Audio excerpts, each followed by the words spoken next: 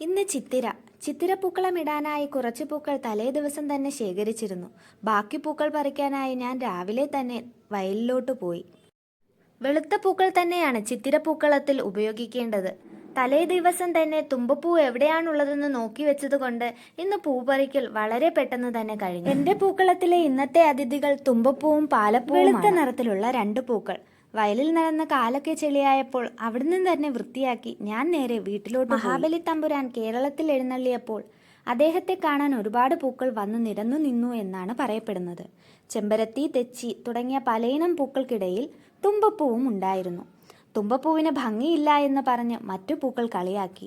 വിഷമം തോന്നി തുമ്പപ്പൂവ് തലതാഴ്ത്തി നിന്നു. ആ സമയത്താണ് മഹാബലി എഴുന്നള്ളിയത്. തുമ്പപ്പൂവിന്റെ വിനയവും തലകുനിച്ച് വിഷമിച്ച് നിൽക്കുന്നതും കണ്ടപ്പോൾ മഹാബലി തുമ്പപ്പൂവിനെ തലോടിയിട്ട് ശിരസിൽ തുമ്പപ്പൂ അണിഞ്ഞു എന്നാണ്. എല്ലാ വർഷവും മഹാബലി വരുമ്പോൾ മുൻപന്തിയിൽ നിൽക്കേണ്ടത് നീ തന്നെയാണ് എന്ന അനുഗ്രഹവും. തലേ ദിവസത്തെ പൂക്കൾ എടുത്തു മാറ്റി പൂത്തറ വൃത്തിയാക്കി ചാണകം മെഴുകി. നടുവിൽ മുക്കുറ്റിയും തുളസിപ്പൂവും സ്ഥാനം പിടിച്ചു.